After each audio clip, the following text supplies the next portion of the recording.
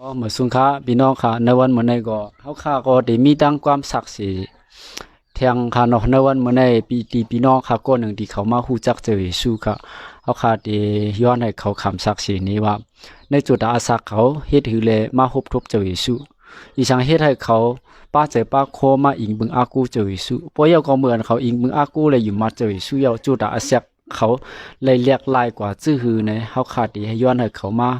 คำศักดิ์สิทธิ์ใครนี้เขาขาเขาย้อนให้พี่น้องเขาขาดถอมยินเสียกำค่ะมาสงค่าพี่ใจสาลูค่ะอ๋อค่ะมาถึงค่ะย้อนให้พี่ใจสาลูเขากับสิบตัวปันอีกหนึ่งค่ะอ๋อเขาเป็นใจสาลูค่ะอยู่หน้ามงค่ะวิสิปออ๋อเขาเลยรู้จักใจชิมาเขาดังใน2016นี่อ๋อพวกเยาก็เคยถามได้พี่ใจสาลูว่าเฮ็ดถือเลยมาฮู้จักเจ้าเยซูค่ะอ๋อเหมือนดังเขาก็ใจกุนอยู่มัดนะเขาก็รู้จักใจชื่ออ๋อเขาเป็นคนถือนั่นน่ะเนาะคนถือความโปความเมคนถ่อมความในวันในชนเขาเป็นคนให้คนกินเหล้านั่นน่ะเนาะกินเหล้าเมายาแล้วก็กินยาต่อรองนั่นน่ะเนาะเขาได้เป็นคนให้คนถือคนมือคนเลิงเนาะอ่าเขาก็กินยานำหนาอะไรแล้วก็หมอใน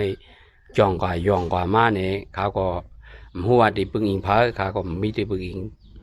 มีวันหนึ่งพี่นางเขาก็ลาดว่ามีเจ้าอิชูก็ได้จอยแถมมาไรเนี่ยอ่าเขาก็ห้องหาเจ้าอิชูก็เขาเลยรู้จักเจ้าอิชูเหมือนนั้นมาเขาอ๋อค่ะเลยยินลองเจอเยซูมื้อนั้นค่ะเนาะพวกเยามืออันเจอพี่ใจสาลูห้องหาเจอเยซูนั้นอีหยังเฮ็ดให้พี่ใจสาลูแทบตัดห้องหาเจอเยซูเยาก็มือขิงนั้นมีลองตั้งหยาบจื้อครับมือพ้องยามนั่นเด้ที่ว่าจึงกินเรากินยานำหนาลาก็หมอเนี่ยแรงนั่นน่ะเนาะหัวที่ละเฮ็ดสังตูเจ้าเก่าก็ไว้ไอ้ยี่มันนั่นน่ะเนาะใครเอาไผเผาแบตใครจุดแบตถึงดีตึกดีตันหมอขาวนหังมาหังเอาใครญาดูเจ้าเก่าเลี้ยวแบตนั่นน่ะเนาะก็พี่นาก็ว่าโอ้มีเผาจอยมาแล้วหรือสิเจออิชูเนี่ยขามาวนด้วยก็ปริศนาคาในว่าดิมก้นลงในวันในชนว่าดิมปมเมคาว่าดิมพาก็ย่อมันดิมจอยคาแล้วเนี่ยก็เขาก็ห้องหาอากูเจออิชูไอ้เฮ็ดนั่นก็เขาก็หมอข้างขึ้นเลี้ยงมาให้ก็ข้าในห้องเจออิชูไอ้ก็จองขึ้นเรายาคันนั้นขึ้นเมียนกว่าในก็ปือขาอิงปึงเจออิชูอากูเจออิชูในจอยแถมเขาอ๋อค่ะเนาะลีอามหนาเขาเนาะอืมพวกเยาก็ในจุดอาศักมือพี่ใจสาลูไปมาฮู้จักเจอเยซูนั้นเหมือนจึงว่าลองอยู่ลองกินปุ่งแตกมันเนาะเหมือนพี่ใจสาลูรัดนี่เมื่อไกลว่าลองเฮ็ดลองกูชื่อกูเปิงไหนมันหายหมอกคือเนาะเยาก็เปลี่ยนไว้ชื่อในย้อนรัดนี้เฮาพองครับเมื่อเขาไปอยู่มาเจออิชูในให้ดันฮืออันว่านั้นนี่ก็มีนาเฮิรนายอยู่ก็ลุ่มลาลีนั่นน่ะเนาะหากินหายำก็กับเหตุการณ์นั้นก็ไล่มาก็ป้อนั่นน่ะเนาะก็เพราะว่ากินเหล้ากินยานั่นน่ะเนาะกินเหล้านี่ก็ค้าในกินเอาปุ้งมันเอาก็คือขายนั่นน่ะขายเต็มเลยขายก็ยังก็กินแค่นั้นอ๋อกินยานี่ก็ค้าในเพราะว่ามันสั่งต่อนี่ก็กินทุกมันเอาป้าทุกมันกินนี่แหละก็เปิดทั้งให้ทั้งหมึกตัวไผ่ตัวร่องนี่ก็มันจะว่า1 วัน 1 คืนก็เอาคันในตัว7 วัน 7 คืนบ่มยาบางซ้อมคำมาเอาให้นั่นเองข้าก็มีดังหยาบในนาเฮินนายว่าดิมลูกดิมเมก็มีดังหยาบจำคาเนาะมือข้าไปอยู่มาเจอชูเอาว่าชีว่าเลยฮับตุ้งอยู่มาเจอชูเอานี่ก็ข้าเองปึงอากูเจอชูเฮนี่ก็เลยป่นหลอดลองกินเหล้าลองเจ้าในกูเมียวนี่ก็นาเฮินนายเขาก็เป็นอันลีขึ้นมาเอา